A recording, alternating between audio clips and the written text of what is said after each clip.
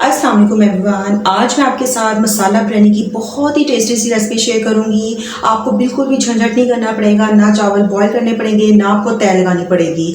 और इसकी खास बात ये भी है कि आप चिकन को मैरिनेट कर कर स्टोर भी कर सकते हैं। जब भी आपको बिरयानी बनानी हो, अचानक गेस्ट आ जाएं या आप बिजी मॉम्स हैं, जॉब करती हैं, तो बस झटपट से आपने चिकन को निकालना है और अपनी बिरयानी बना लेनी है।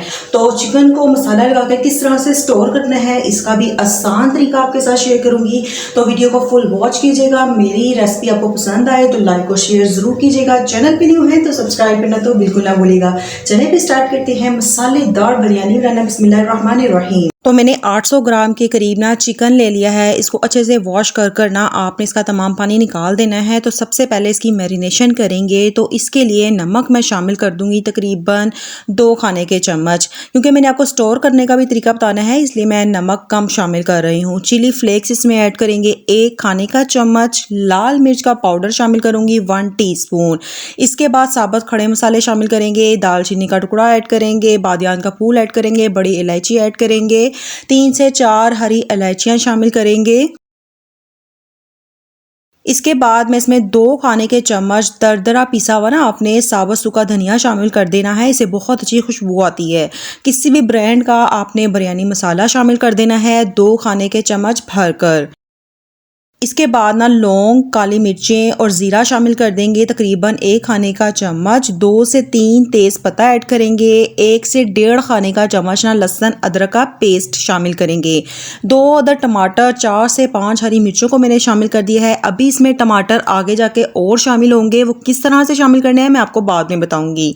अब इसमें 1 खाने का चम्मच इमली शामिल करूँगी। अब ये बाउल थोड़ा सा छोटा है तो मैंने एक अदद ना बड़ा बाउल ले लिया है, ताकि मिक्सिंग जो है ना वो अच्छे तरीके से हो सके। तो बड़े बाउल में तमाम चिकन को शामिल कर देंगे। साथ ही इसमें मैं ऑयल शामिल करूंगी 1 खाने का चम्मच। इससे ना मैरिनेशन बहुत अच्छे से होती है, तमाम मसाले चिकन के साथ ना अच्छे से चिपक जाते हैं। विनीगर ऐड करेंगे 1 खाने का चम्मच, बहुत ही चटपटा सा टेस्ट आएगा। आप चाहें तो इसकी जगह लेमन जूस ऐड कर सकते हैं। अब अच्छे तरीके से इसे हाथों से ना 1 मिनट के लिए आपने मिक्स कर लेना है। अब जो हमारी चिकन की मैरिनेशन है ना वो तैयार हो गई है। आप अगर पसंद करते हैं दही ऐड करना तो इस स्टेज पर ऐड कर दें, क्योंकि मैंने चिकन को मैरिनेट कर कर ना स्टोर करना है फ्रीज़र में, तो इसलिए मैं दही ऐड नहीं कर रही, क्योंकि अक्सर दही बहुत ज़्यादा खट्टी हो जाती है तो जिसका फ्लेवर बिरयानी के अंदर ना अच्छा नहीं लगता। तो बस अब इसे अच्छे से हमने मिक्स कर लिया है। अब मैं इसे एयर टाइट बॉक्स में डाल दूंगी। इस तरह के कंटेनर हर घर में होते हैं, अगर नहीं है तो आप इसे किसी भी थैली में भी डाल के रख सकते हैं। और ये देखें चिकन हमारा कितना लजीज लग रहा है, बहुत ही ज़्यादा मसालेदार और जूसी बना है। इस तरह से हम मसाले लगाते हैं ना तो चिकन के अंदर तक अब्जॉर्ब भी होते हैं। तो 1 से 2 दिन के बाद ना मैं अब बिरयानी बनाने लगी हूँ। तो इसके लिए 1 अदद मैंने कढ़ाई ले ली है और इसमें ऑयल शामिल कर देंगे। तकरीबन मैंने पौना कप के करीब ऑयल शामिल किया है और 3 अदद ना मैंने बड़े प्याज लिए थे। इस तरह से इसे कटिंग करके ऑयल में ना आपने अच्छे से फ्राई कर लेना है।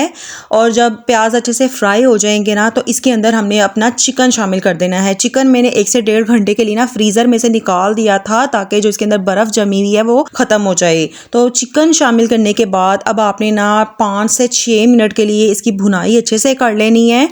और ये देखें माशाल्लाह से बहुत ही ज़्यादा मसालेदार चिकन लग रहा है। अच्छे से मैंने ना भुनाई कर ली है। तो अब मैं इसमें दही शामिल करूँगी तकरीबन 2 से 3 खाने के चम्मच।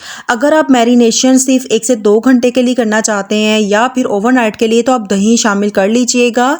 तो अच्छे से अब दही शामिल करने के बाद ना अब आपने दोबारा से इसकी भुनाई करनी है, ताकि जो दही है ना वो फटे ना। अच्छे तरीके से भुनाई करने के बाद मैंने 2 से 3 अदद बड़े साइज़ के टमाटर लिए थे। थोड़ा सा पानी डाल के ना अच्छे से आपने ब्लेंड कर लेना है।